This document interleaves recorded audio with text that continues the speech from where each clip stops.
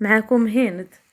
اليوم نشارك معاكم قصتي، الغلط اللي درت انا وراجلي مشاركين فيه. وهذا الغلط هذا انا اللي بادرت به وراجلي وافق عليه. طاحت عليا افكار شيطانية جهنمية. الشيطان هي انا، وطحت في هذا الغلط هذا. انا هند، في عمري 22 سنة، تزوجت عن حب مع راجلي. كانت واحد القصة زوينة بزاف بيني انا وراجلي، واي بنت كتمنى الانسان اللي غتزوج به تكون كتبغيه. القصة ديالنا دامت 5 سنين، تزوجنا عن حب كبير بزاف. المهم منين تزوجنا بحال اي بنت، ملي كيدوز العام الاول كتبقى تسنى يكون عندها شي وليد ولا شي بنيته ولا اللي عطا الله. المهم هذيك الفرحة ديال اي وحده كتمنى تكون عندها الوليدات. الوليدات شي حاجه كبيره في الدنيا. انا ما جابش ليا الله، داز العام الاول والو، داز العام الثاني والو. اقترحت على راجلي نمشيو للطبيب، وفعلا مشينا للطبيب. دوزت انايا ما جبروا عندي والو، كل شي مزيان. يعني انا بامكاني نولد، ولكن راجلي فاش دوز جبروا فيه عنده هو المشكل، ما عندوش حيوانات منوية ميتة. وكان هاد الخبر هذا كان هو اكبر صدمة ليا انا.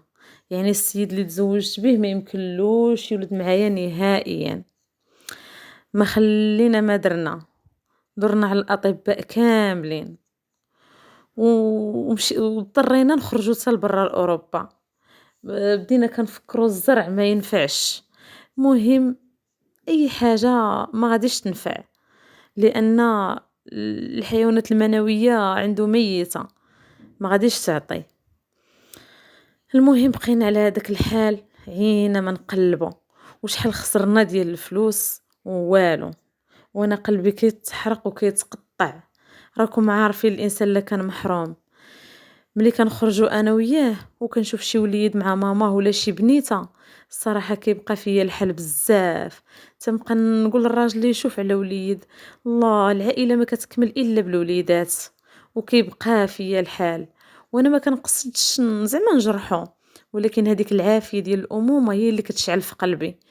يعني عييت صابره حتى لواحد النهار وهي تجيني واحد الفكره شيطانيه. قلت لراجلي شنو بان ليك نولد؟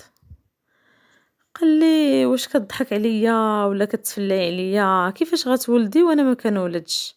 قلت له لا، غادي نولد وغنعطيك واحد الفكره، وغادي يكون حلال، وغيكون منه فينا ماشي من البراني. راجلي مسكين تصدم، ما بقى عارف حتى حاجه. قال لي اش كتخربقي؟ قلت له ما كنخربق ما والو، غير بشويه وغادي نقول لك الفكره ديالي. لانني ما كنتش كنعس، كنقيل نفكر ونبات نفكر. قلت له بغيت نحمل ويكون عندي وليد، وانا وياك ما بغيناش نطلقوا ولا نتفرقوا، حيت انا تنبغيك بزاف وكنحماق عليك، ما نقدرش نعيش بلا بيك. وحتى انت عاوتاني نفس الشيء، ناقصين غير الوليدات، غادي نجيبوهم باذن الله، وغيكونوا شرعيين ماشي حراميين. راجلي تصدم وتلف، ما بقى عارف ما يقول لي.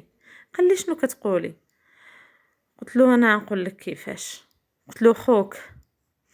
قال لي كيفاش خويا؟ قلت له غنحمل من خوك. قال لي كيفاش غتحملي من خويا؟ صراحه ما عجبوش الحال، وبقى كيغوت عليا، وقال لي انت واقيلا طار لك العقل وما بقيتيش كتميزي، ياك ما تسطيتي. قلت له لا، كنهضر معاك بالمعقول. قلت له خاك من صلبك، يعني غيكونوا الوليدات ديالنا شرعيين. مهم بقيت كنزنزل عليه، وباي طريقه بغيت نحمل، وبغيت انا نجيب وليدات ونشدهم في الحضن ديالي. حتى لواحد النهار هو يستسلم وقال لي انا موافق على هذه الفكره هذه. الا كان عندنا وليد وغادي يعيش بيناتنا، انت الام ديالو وانا الاب ديالو، ولكن كيفاش غادي نديروا ليه باش ناخذوا الماء ديالو؟ قلت له غادي نقولوا له غادي نزوجوك، ولكن قبل ما نزوجوك خصك تمشي عند الطبيب تعمل تحاليل على حسب الوليدات باش تعرف راسك من الاول، ما تكونش باش ما تكونش كتشبه لخوك ولا شي حاجه. وفعلا راجلي مشى عند الطبيب وشرح له كل شيء، قال له راه خويا غادي نزوجوه وبغيتك تدي واحد العينه. المهم فهم الطبيب مزيان، الطبيب دا ديك العينه وخلاها عنده باش يزرعها لي في الرحم ديالي. المهم على هاد الاساس دينا خوه، وخوه مسكين تاق مشى عند الطبيب دا العينه، قال له ما فيك حتى شي حاجه، تقدر تزوج وتولد وتعيش حياتك طبيعي، ما عندك حتى شي مشكل. وفعلا مده 10 ايام خطبنا ليه، عملنا له العرس، درنا له كل شيء، الامور كلها غادا مزيان. المهم ما رد البال هو حتى الحاجه، كل شيء جاه عادي. المهم حنا مورا داك العرس مشينا عند ديك الطبيب وزرع ليه ديك العينه في الرحم ديالي، يعني عمل لي التلقيح. المهم جلسنا واحد المده بداو كيجيوني الاعراض ديال الحمل، واحد المده ماشي بزاف. المهم بداو كيجيوني الاعراض ديال الحمل فاش عملهم لي الطبيب، بداو كيبانوا لي الاعراض. انا فاش حملت الله سبحانه وتعالى قدر الله ما شاء فعل، راجلي مات وخلاني حامله بشهرين، وكانت الكرش باقه ما كتبانش عندي نهائيا. راجلي توفى، وكانت هي اكبر صدمه بالنسبه ليا واكبر عقاب ليا انا على هادشي اللي درت فيا وفي راجلي.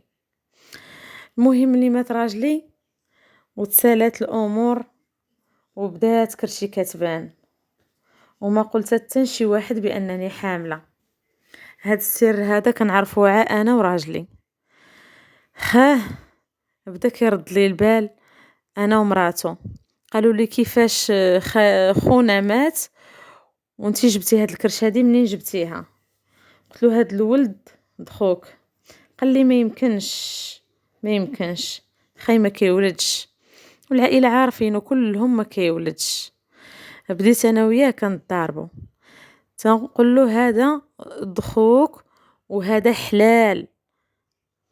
المهم راجلي انا كان لاباس عليه وخلى الاملاك وخلى الخيرات، وخلى الاخ ديالو خلى الاخ ديالو هو يتجه للقانون على هذا الشيء هذا.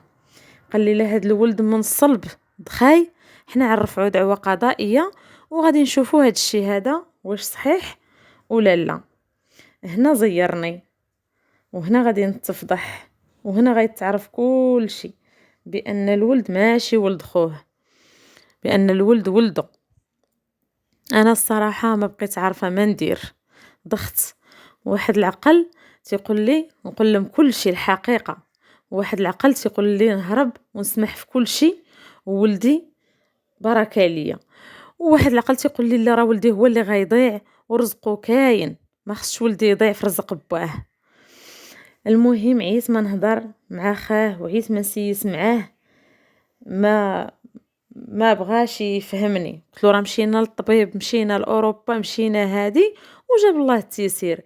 يعني بغيت نخدم معاه الحيله ساعه ما نفعاتش. السيد كان متاكد بان اخوه ما كيولدش، عقيم. قال لي هاد الولد جبتيه من الحرام، كنتي كتخون خويا مسكين. قلت له انا ما عمري ما خنت خوك. هاد النهار وانا نقرر نعاود له كل شيء، قلت له انا وخوك اتفقنا عليك، وهاد الولد هذا راه منك. قال لي كيفاش؟ بقى السيد مبلوكي، ما عارف ما يقول، ما عارف ما يعمل معايا. قال لي انا الصراحه بغيت لك الحبس، بغيت لك الموت. قال لي الصراحه كون كان خاي باقي بالروح كنت عارف ما نعمل معاه، ولكن الدار بامانته بقيتي نتيا.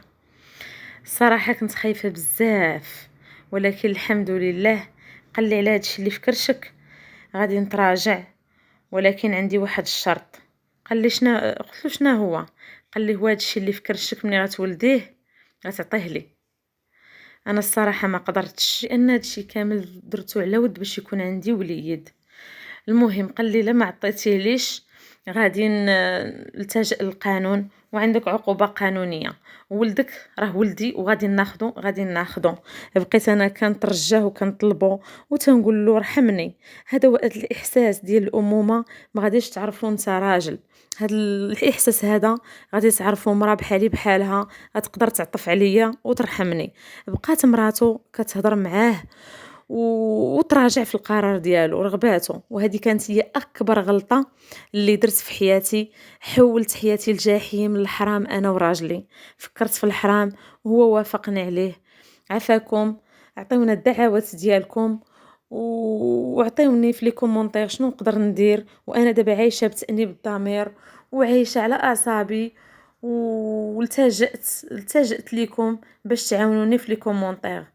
وتهلاو ليا في راسكم، إلى قصة جاية إن شاء الله.